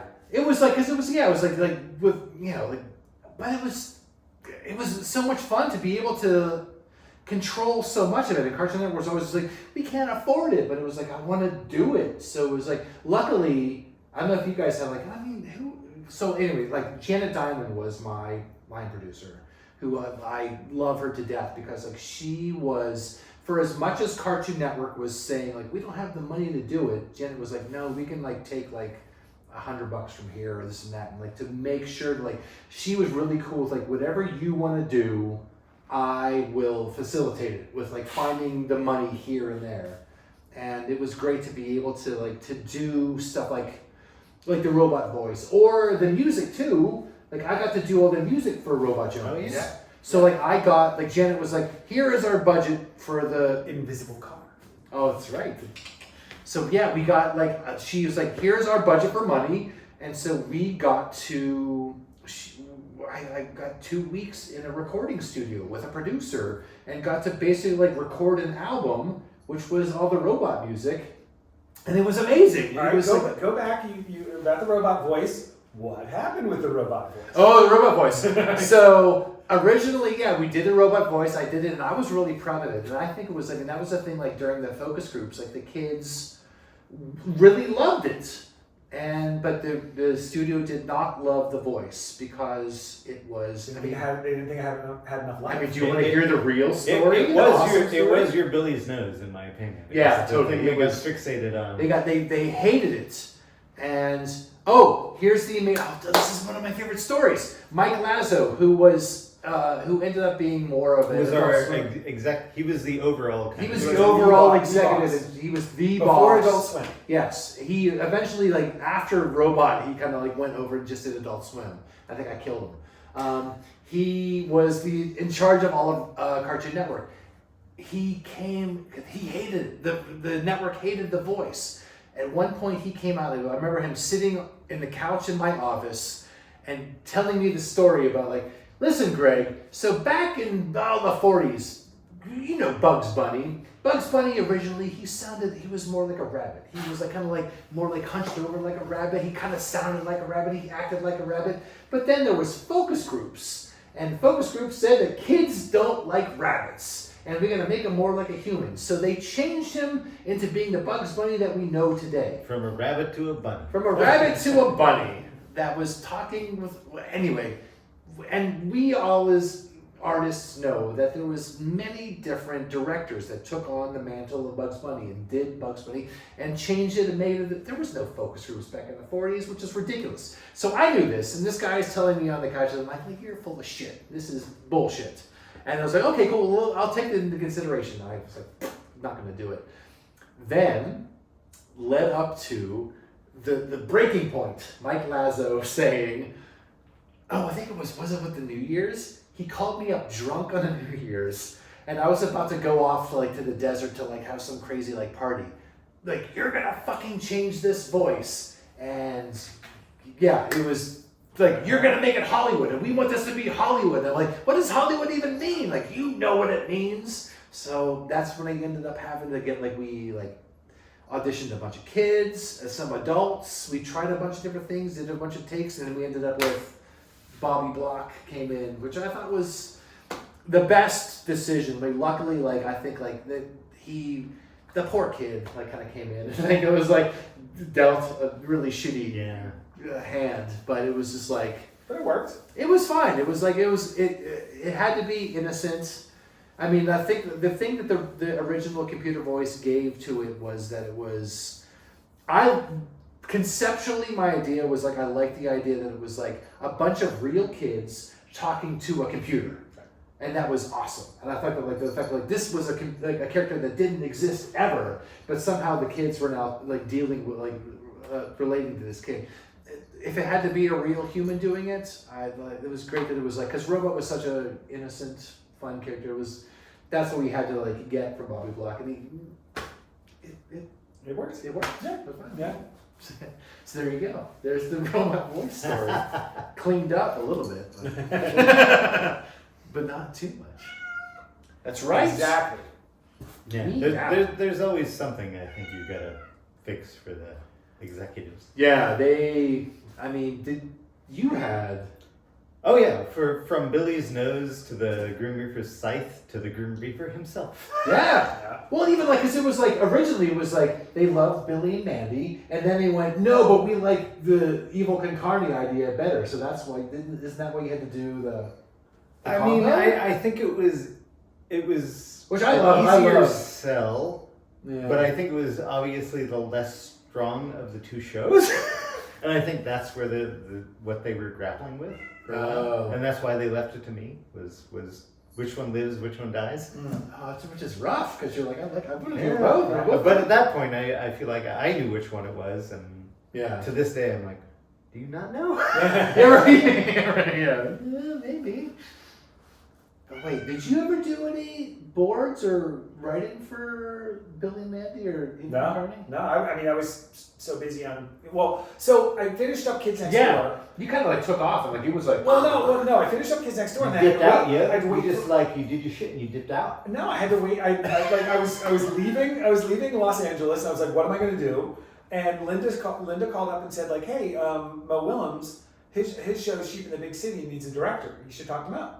So I knew Mo through New York, not well, but were you on that on staff? So yeah, and that's where you visited me when you came to New York. Oh my God, that's right. Oh shit. And a year later, I did the same thing and ended up in the same state. Really? What do you mean? So Super Socky Night. Super Socky Night. And Adam said, I want my own Super Socky Night. Oh, So I was working on Sheep in the Big City, and as a director, and Mo and I really hit it off. Mo was, Mo taught me a lot about writing. I taught him a lot about cutting animatics and stuff like that. And it was just a really great collaboration, one has gone on, to this day. Right. But while I was waiting to see what happened with Kids Next Door, I was working on Sheep. They had the big weekend. Kids Next Door 1, Sheep was canceled after 2 seasons. Right. And so Mo and I just switched offices. He became my head writer. we kept the production staff. We changed artists, new designers, and storyboard artists, and I just went from, and then I just kept going from there. So I didn't really have a chance to work on your stuff. That's right. Yeah, you were. I was working. I went right to Sheep. Then I went right to Kids Next Door. Well, plus because you were like not in California, New York. which was crazy. Right. So Because so I guess I should say I got to work on Maxwell Atoms' show because I did the first episode.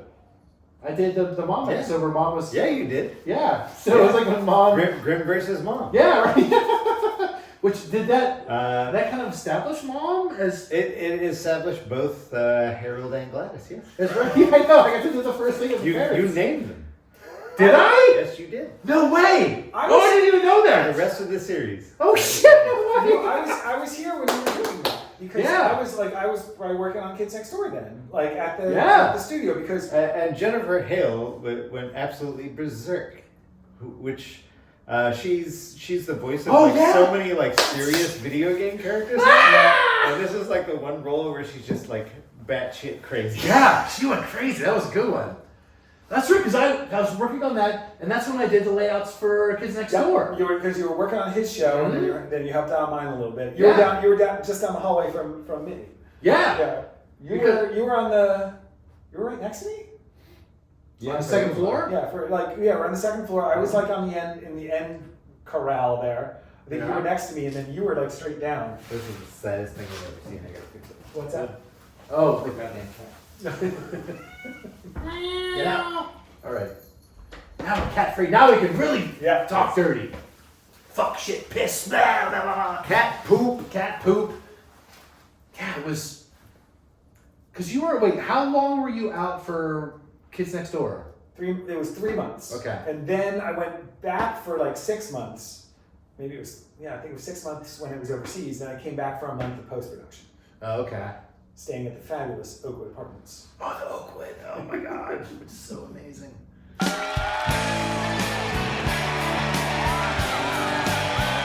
More love on cartoon? Yeah. Cartoons. What were we leaving off on? Oh, it was. Okay, wait. At the fabulous Oakwood Apartments. Yes! Oh, yeah. I had. Did Cartoon Network pay for it? Yeah. They put me up at the Oakwood, and it was a studio apartment that had a Murphy bed. Oh yeah, Oakwood. And I had and I was so determined, I'm going to put everything into this show. And so the Murphy bed folded up, and there was a mirror, and I put in tape across it. That my show, each show had a number. Right. And mine, whatever, 34069-7 or something like that. And I put that across there to just remind me this is why you're here. And then I don't cook, so on the stove, the pots. One pot was business cards I got. One was receipts. And when Meg came to visit me, she was like, "You're like a mass murderer," or something. She cooked them up and you say that. The burrito full of business cards. A burrito full of business cards. That was my first album. The Oakwood was like, Oh wait. it was a weird place. What was your production number? Do you remember? Oh, no, I don't remember. 345-618. I want to say I remember 349. I remember the 345. Yeah, 345 was that, but then because mine was 3456. It was almost 345678, but it was 345-618. Yeah, I don't remember. But I was so I guess it's 349001 for the pilot setup. Oh, it's amazing. I remember that. I know. Well, just years of Yeah. Because I think Writing about everything. Yeah, writing about everything is so good. Oh, paper. Oh God. So yeah, I guess since it said paper, remember the amount of paper we used to fucking waste? Oh sure. But do you remember the amount of paper you used to carry? Yeah. 30 plus pounds of paper everywhere, every day. Every storyboard had to get printed out for everybody. It was you would. I think I killed 20 trees a day. Oh yeah. Well, even when I was actually animating, because you do a rough, you put it over your disc, and then you do that, and then that's not good. You throw the other one off, and I would have snowdrifts of cast-off drawings against my wall. Oh yeah. Throw them off. For people pre-internet, There's no were internet. with like the people of our time, and you'd go by the trash can and be like, Yeah. Yeah. Yeah, no, to this day, I have a binder of like trash from Yeah. 1992. That's Yeah, pretty it's amazing. Robert Alvarez grew up like being a fan of cartoons and would go into Hanna-Barbera dumpsters and Yeah. check out cells and stuff. He's been posting all that stuff. He It's gave like- me so much stuff. He was like, "You like the Smurfs when you were a kid? Here." Yeah, me too. Yeah, he has so many fucking cells. I was like, you have to do a museum And exhibit. those were all just in the dumpster Yeah. behind the building. Yeah, he always kept stuff. Like, you know, Yeah. I think he gave me some Kids Next Door stuff that got cast off. Like, Oh, I mean, probably, so- yeah. so on that tip, like at the end of Billy and Mandy, everything you do when you did animation up until recently went to Iron Mountain, which is yeah. like a salt mine somewhere. Yeah, where, like, somewhere they you don't put know where it's film going, and yeah. drawings, and apparently they just shoved boxes and boxes of film and They didn't do that drawings with Kids and Next whatever. Door. Kids Next Door, they weren't archiving it, so they Oh. just said take. Oh. So What? So everyone took everything, but the thing is, I have nothing from Robot because I went to Iron no one Mountain. could take everything. A lot of it got thrown out because there was no one to take it. Yeah. So I kept whatever I could. I have bins of like full storyboards of like, Oh, it's amazing. but there was stuff I still wanted, but I'm like, I don't have room for all this stuff. Oh, yeah. So I could only The keep so saving much. grace of this last 2 years for me was the fact that That's I right, you saved had all all the stuff, yeah. the stuff that I had done for Billy and Mandy and sold it on eBay. I've full all the animation for one of the Schoolhouse Rock episodes. Animated on. Yeah. I had like a Beavis and Butthead. I have so much stuff I kept from that. But it's all in the garage. Like it just sits Right. there and like one day I found when I did a triathlon a couple of years ago and was raising money for Children's Hospital, and there's a huge Beavis and Butthead fan. And he's always been reaching out to me like, buy some stuff from you. Yeah. And I didn't want to give it up, but finally this is a great. What am I doing with it? Yeah. So I just sent him a bunch of stuff and said like, look, here's some stuff. What it's for Children's Hospital. What can you give? Yeah, that's right. I feel like the stuff I'm keeping, like, why? Like, I know what it is. It's Yeah. better off in somebody else's hands because I'm not taking care of it. Like, Yeah, in some I had a cases. whole box of stuff get soaked by pipe leak like 2 years ago. Oh, And no. that killed stuff from the age 6 to 22. So Oh, no, that's a Better bummer. than- I brought this. That's like one of the paintings from the end of the finale, Kids Next Door finale. That I had forever. I got so much stuff. Wait, I think this was crooked. I have to fix it. He did No, he did it on purpose. perfect. It's artsy. So No, before we finish, Oh, we're gonna finish. at some point, I guess. I could go Hours. on for I mean, 36 more I hours. know. What would you say to modern people trying to get into the animation industry? This is a hard question, I feel like, This is a because really when I hard asked question, this not a month ago to Gav, it was a whole different It's a lot. game. It's hard now. Well, I'll start this out by you had a party recently, and Jay Bastian, who was an executive he was your executive on Billy and Mandy. He's currently and has been an executive at Warner Brothers forever. I was telling the story about how my son is in art school and might be getting into animation, and we're scared. Like right now, like will there be work for him when he gets us? Are we going to pay for it all this art school, and there won't be jobs for him? And Jay sort of smiled at me. He said, "How's the industry when you got in?" I was like, "Oh, it's terrible. Like there was absolutely nothing." And I remember the woman who eventually gave me my first job told me at one point, "There's no money, there's no jobs, and there's no glory." And I proved her wrong to a certain extent, but things are different now. But he said, like, look, if it'll be different, but maybe your kid will find a way. And it might not be. It's not going to be the same, but I'm an eternal optimist. No, that's good. Yeah. So God bless you. I know you're an eternal pessimist. So I'm. Look, my thing is like, if you want it, you can find a way. It might not be exactly. None of us knew this is how we were going to end up. Right. But there's a different path for everything. But who knows? Like Parker might decide, like I want to do this and be really passionate about it and find a way to do it. Through AI, through whatever, but like Yeah, I mean, I think it's definitely it's such a weird flux right now that, I mean, I think there's something's going to come out of it, but I think like it's, I would just be like very cautious now because of being in the industry out in California for the past 30 years and seeing definitely ups and downs of what happens. Of, you know, like there's definitely, you know, there's booms. There's cycles. Pendulum is I don't think you have to be here now. You know? You don't. That's the thing. The thing now, I think the thing now is that you don't have to be here. But I think what's happening now is when we got in, it was cable, and cable was king. Yeah. And we were making shows for cable TV. Cable is not the strongest. I was like, he can time travel. Yeah, yeah, that's the thing. But like now, like cable isn't king anymore, and now there's a new with streaming. Everyone's still trying to figure it out, and definitely there will be a figuring out of what's going on. But because of like what you said, you don't have to be in Los Angeles. Right. Well, it might be you just making something at home by yourself. Yeah, that's the thing. Like you sell to someone to air, and you become an 11 billionaire. Yeah, I mean, it's hard to say what the future is. But We don't know. That's if there is a future, that's it.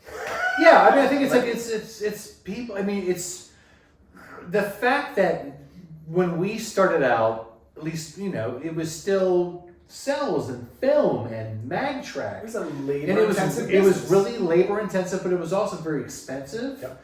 It was like you had to not only like have the equipment to like film it and record it, but then like play it and edit it. And now the fact that like you can do your own film at your house by yourself for a fraction of the cost, which is exciting and great and fun. Yeah. And I think that is great. And I think that also the fact that now what were the powerhouses of the gatekeepers of like Nickelodeon, Cartoon Network, they're trying to figure out what's going on along with the people that are making the stuff like in their own house. Yeah. Like how do you like streamers are putting out things that Nickelodeon is going, well, how do we figure out what Mr. Beast is doing? It's like But and at that point, like, yeah. why do you need Nickelodeon? That's the thing, you Well, know, I think you do. That's what they're scared of. That's They what might they're not be- afraid of. Studios might not be needed. But I think also that's where, like, they already have the distribution, and that's what matters. I think it's like the distribution, but it's also like the fact that like I think which is sad that they're not realizing is the fact that like if Nickelodeon is putting themselves or DreamWorks or Cartoon Network or Warner Bros. On the same level as the college student who's making their own thing, like we're gonna have to put our stuff out on YouTube and blindly see whatever we got. Like you've got this whole network or machine behind Nickelodeon or everything that's like you've had years of making this stuff. Take what's there and like use the resources you have possible to make like the idea is like if you're going to go to Nickelodeon or going to one of these major like networks or like studios, you have their backing, their money, their experience of years to make your idea and like really hone it and make it really great. And I think that's the idea like they have to embrace, and I think they're not embracing it. And I think the fact that like people that are just like making their stuff in their house by themselves are like really going. Bluey's a great example of it's not that Disney didn't make it.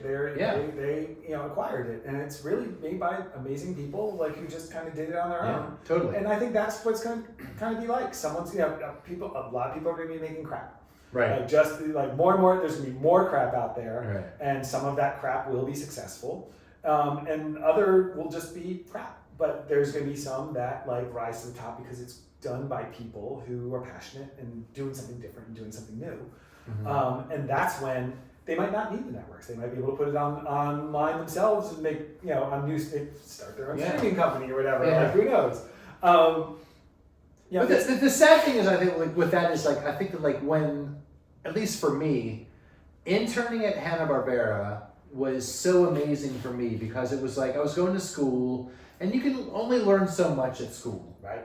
And like once I started working at Hanna-Barbera where they were like really making it and being in a business that was making cartoons surrounded by hundreds of people that were all making cartoons and many big cartoons. Great cartoons. And it was great. Like for years, it was like I was so lucky to go to Hanna-Barbera, which has this long history of like from like the 50s, 60s on. God, when my office was next to Bill Hanna's and a couple doors down from Barbera's, like I could just walk into their office and talk to them. Yeah, like, I mean, dude, like you guys know, like I got to hang out with Mr. Barbera. Like I'll say this now, but like for the thing is like, so like when I was an intern, part of the thing I got to do as an intern was like they were like, at some point you're gonna hang out with Mr. Barbera, and I went, what? And like sadly, it was like after a lunch when like a couple dudes like got me super high, and I came back from lunch and they were like, "Oh, by the way, intern, you get to hang out with Mr. Barbera." And I'm high as fuck. I'm like, "Oh no, this is a bit of a bummer," but it was great. It was just me and Joe Barbera in an office for hours. Like I was there for at least 2 hours before, and it was like we were hanging out. He was like showing me like old Tom and Jerry drawings. Like, here, hold my Oscar for Tom and Jerry. The thick orange shag carpeting and the wood paneling. I brought my Tom and Jerry book for them to sign. Oh, it was so good. And like hanging out with him, and he's like telling me his old stories, and he was like, and it was like when they were doing the new shorts, and he was like, I got these like old ideas. I want to bring up like it's called the Jaguars, and they're a rock group, and I'm like, yeah, sure, it's cool. And then like at some point some dudes were doing like a storyboard for one of his like ideas. I think it was like Yucky Duck or something. And like 3 or 4 like 50-year-old dudes came in, and it was me and Joe on one couch, and these like 50-year-old dudes in the couch like pitching it and sweating and pitching like, here's a funny joke. And then Joe turned to me like, what do you think this joke is funny, kid? And I'm like, not really. And like, yeah, change the joke. And this 50-year-old guy's like, you fucking little kid.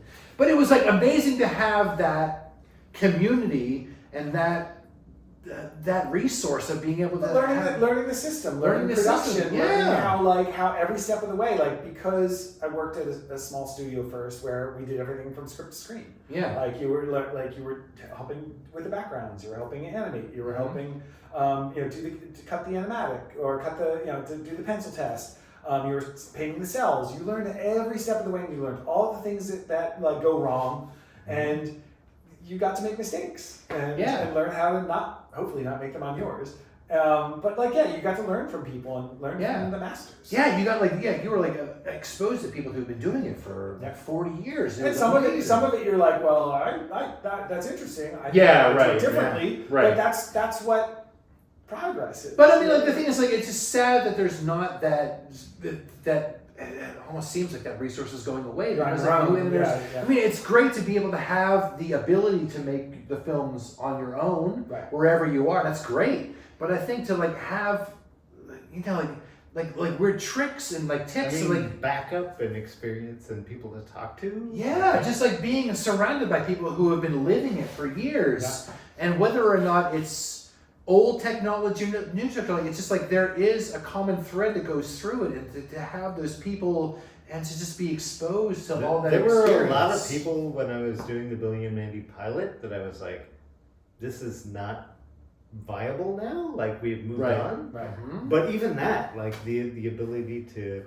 there was just to say that. Yeah, totally. Yes, it's just to have like, I mean, like whether or not like, I mean, like if you had people that were working in like back in the old days and like they were still giving you input, it was like the picking and choosing what they would say, but like the fact that they were just like, I've been living making cartoons for this long, like this works and this doesn't work, and you go like, oh, you know what, like I don't want to waste my time with that, because they would say like that you're gonna spend 2 weeks doing that and that's gonna be for nothing. And like, oh, you're right. And like once you realize that, you're like, oh, that's right. It's just like there's weird like tricks and things that you just don't get on your own. It's just like it's also like we forget that, and I don't forget, but I'm constantly reminding people that we're making films. We are filmmakers. Mm-hmm. Like we're it's like they sort of look at animation as like, oh, it's kiddie cartoons and stuff like that. And where really like we are filmmakers. We are concerned with cutting, with editing, with timing, with drama, with humor, like all that's there, and that's what we're especially telling stories for TV. It's filmmaking. It's the same as TV, like TV dramas and feature films. Like we are filmmaking. And we just have a different set of rules we have to abide. Well, they say in features you write it till it's perfect. In TV you write it till it's Friday. Because that's what I like. I like that. Well, did you guys? Did either of you work in features ever? No, never. See, I have, and that's the one thing. Like I was at DreamWorks. I was on Shrek 3 and 4, Right. and like How to Train Your Dragon and Monsters vs. Aliens. But it was very interesting to see, but I love TV. It was because there's so much time and it's so much slower working in features that you're overthinking yourself, at least in animation. That's what it sounded like to me. Yeah, it's just like you know, for DreamWorks, I think even a little bit for Disney too, it was like you basically make a movie 4 times, which sounds insane. Like you would like go through and fully storyboard and write one whole movie, and then they would go, okay, throw it away. Right. Now do a comedy pass. Then you would do a funny version of the movie. Then okay, throw it away. Now do the really emotional pass. So like by the time the movie is actually being made, they're like pulling out the best bits of all these different versions and like cramming it into like, here we go. This is what is testing well. I mean, it was like with TV, it was like first thought, best thought. Out the door. You don't have time to think about it. It's the curse. It's a curse and a blessing. Yeah, right. You know, McCracken said it's like the Candy Factory with Lucy. Like the episodes are passing by you. You're trying to do as much as you can. The next one's on top of you, and like You're shoving the jokes in your mouth. Right, but that's what I like. I like you can do an episode let's do an episode with none of our main characters in it. Yeah. And if it doesn't work, you don't do it again. I just love that experiment. And it can fail. And it can be. You can, it can fail.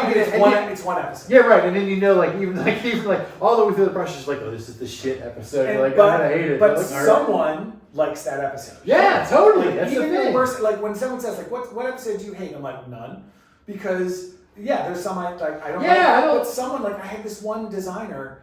All the designers when an episode would come out, when a script would come out, they'd all read the episode together and sort of talk about it. Yeah. And if it was an episode that I was just struggling with and hated, invariably this one guy would say I just read so and so, it's the best episode yet. No. But it wasn't just once; it was every time.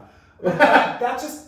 People have their episodes that they like and their stories they like. So that's why I never say I don't like that episode, because it might be someone's because you get to do so many different stories. Like with a movie, it's like you're living one idea, one story for 3 or 4 years. With TV, you're doing a story every month. You're building a world. Too. Yeah, totally. It's a lot more fun, I think. That's why after doing features, I was I don't like it. Yeah, I agree. I need the variety. Yeah, there's so much. It's like doing a season. It's like you're all over the place. It's like you're doing multiple, 3 or 4, 5, you 6 can pick an movies. episode and be like, this is my sci-fi episode, and pick an episode and be like, this is my vampire episode. Yeah, totally. Which is a lot. Yeah, you can do the different genre jumping, which is great with your episodes, and then keep yourself entertained.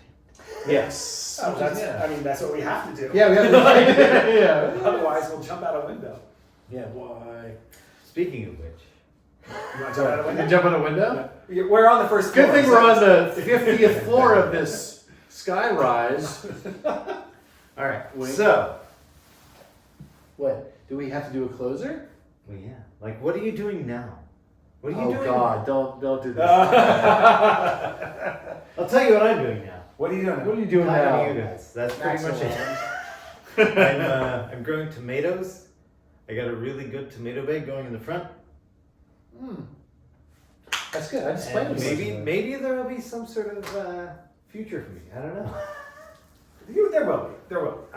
Like I said, I'm an optimist. So, I'm working on a new show I was on Muppet Babies, and then I did an hour-long special with my buddy Mo based on one of his books and plays called Naked Mole Rat Gets Dressed. I didn't know that. Yeah, did that, and then and now I'm working on a new show that's not out yet, or by the time you see this, maybe it will be, called Kindergarten the Musical, which is probably the most ambitious thing I've ever worked on in my life.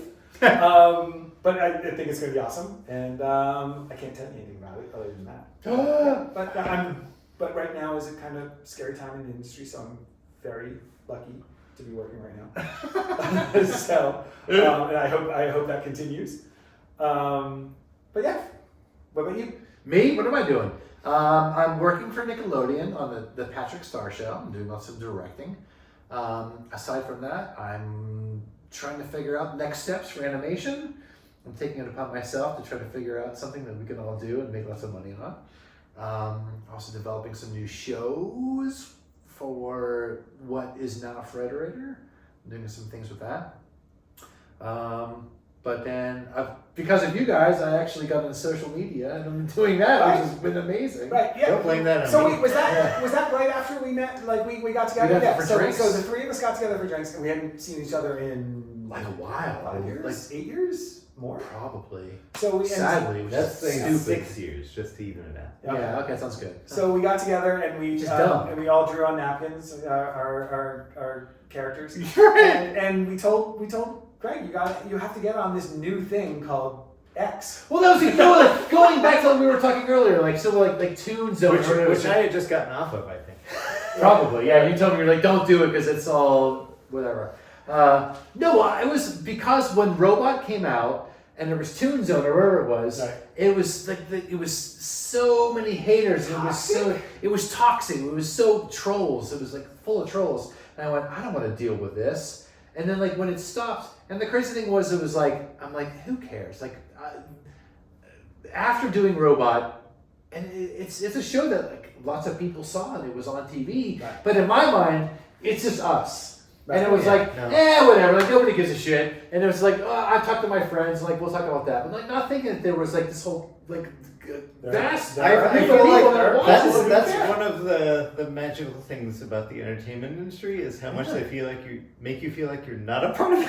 Yeah. Well, the thing is, like when you're working it, you're like you suck, and I'm like, oh, And whatever. then like 3 years later, you're like, oh, people watch this. Yeah, there was actually people that saw the show on TV, and so it wasn't even until like I had like casually, just because of me and who I am, I'm like, I don't want to search who I am. I don't want to search Robot Jones. I don't give a shit. Like whatever it was whatever it was. And then like every once in a while I would like look and like, oh wow, like DeviantArt, there's like a ton of people doing like Robot Jones drawings. Yeah. This is really weird. Like still. And it wasn't until like we did a thing and like you were like, look at all these people that are commenting, you asshole. And so like, all right, I'll do it. And I did it. Yeah, didn't I do it? Oh, because I posted the picture of us, and all Yeah. these people were saying, "Why isn't Greg Miller?" Yeah, on? Why Greg isn't Miller, Greg he's Miller?" alive, he's not dead. That's where it came from. And I was like, "Well, look, people like you." You told me, you're like, Yeah. look, people like it. I'm like, oh, I guess I'll do it. Yeah. So then I like joined on it, with the premise of like, I guess I'll just share Robot Jones stuff because but that's what they want. But that's what they want, which is great, and it's so great to like have that feedback. Not because initially the feedback was so negative, and it was so I don't care. Like people are still like poo pooing and like they're all like assholes about like you draw like a little You baby. found your people. Yeah. Yeah, well now there's like people that are out there, and it's crazy. And the really crazy thing is, and I'll say this because it's amazing. There's an amazing community of like trans people that have been like really adopting Robot Jones because like he is like asexual, Right. which is great. Yeah. And like it's so there was like somebody had done a post and I had reposted it, and like it was because we luckily, I mean, because again like going back to like guerrilla filmmaking and like they gave us notes but not that many. We did an episode of Robot Jones that was about gender. Right.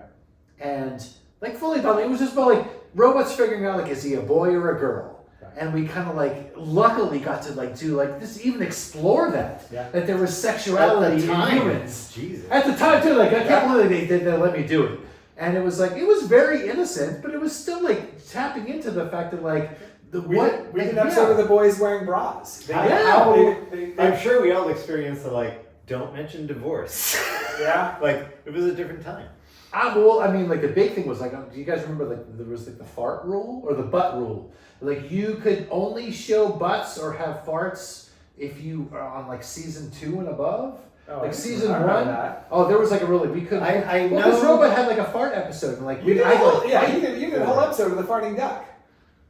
Oh, that was me. Yeah, that was much later. Which I saw that actually when I was in Barbados, like in a hotel, and I was in tears like in that episode, just laughing. That was like later though. Yeah. I think we cleared the bar by that point. Like, That was the thing. Like I they think said like they the were like point you were talking about was about the point where we had Billy doing. There was supposed to be a thing where he flashed his butt at a villain. Right. We had to do side butt, so you never saw the butt crack. Yeah. Butt crack was forbidden, but side butt was okay. Yeah, there was like weird like specific rules. It was like you could like show like full butt season 2 or something. It was so like really well because we had a robot episode about like farting, and he would like fart when he got nervous. Oh right, it was his fan belt. Yeah, it was like fan belt was like yeah. was like malfunctioning, so it would make it go. And they were like, "Oh, well, it's farts, and the farts you don't get farts until season 2." And I'm like, "What?" Huh. Like, so there's episodes that exist of other cartoons of farts, but like you won't let us do it. But we got it, which is great. We had a butt photo blackmail episode where the kids, Really? where the delightful children like stole number one's bathing suit while he was swimming, and then took a picture of his butt, and we got to show his butt. Yeah, so, and I don't think we got any notes on it. I think it was just, I think It was a picture of your butt. It was not a picture of my butt. This is a great story. Bummer. Sheep in the Big City. There's an episode where this sheep is in love with this poodle, and to get the poodle to like him, he becomes human. He makes a wish and becomes human. And so then he's trying to convince the poodle of that it's him, sheep. And there was a narrator in the show, and the narrator said he told him he reminded him of the time they walked on the beach together. He showed them his chicken-shaped birthmark on his back. And when we were cutting the animatic, I said to Mo, like, "Oh my God, would it be great to cut to a live-action shot of a chicken-shaped birthmark on someone's back?" Yeah. And Mo picked up a Sharpie. He goes, "Lift up your shirt." so we did it. He drew it on my back. We took a picture of it. Was it a red Sharpie? No, it was black. Boo. So then like a week later, like I'm like getting undressed for bed, and Meg's like, "What's that on your back?" And I told her the story, and she was like, "What the fuck do you guys do there at work all day? Like just drawing on each other? You guys are weird." Have the fucking coolest job ever. Right. That's what we do. And then you pulled up your shirt and it said "Hot Mama." Yeah. That's tattoo. That's not true. That's for real. So yeah, what's our closer? Is that it? I guess that's it. Well, so we end with Hot Mama as the end. Hot Mama sex. Should do something. But Mom Unit, humans are so inefficient. You are correct. All right, tiptoe over. I'll look professional. Hey, internet. But no, You said that so sultry. I know. You ready? You take this. You got I take this. All right, wait. I think I take a drink first. Go. All right, so that was our podcast. I hope you guys all had a good time. This was all put together by this dude right here, Maxwell Atoms, who's super awesome. And then Mr. Warburton, who is a fucking superstar. And we've been friends for years, and it's been so fun to be able to do this and share these stories with you. I hope you guys had fun. I hope you guys learned a lot of stupid ideas and facts about what we did back in the olden times to make cartoons. And we hope that some of you will one day have cartoons of your own. And Yeah. you can do and your own. pirates. And then yeah, And you can do your own podcast like this. And and talk then about they your can bring us, and we'll sit and all talk about having fun. Great. I think we should all disrobe. But it is cool. But it is cool having friends who. No.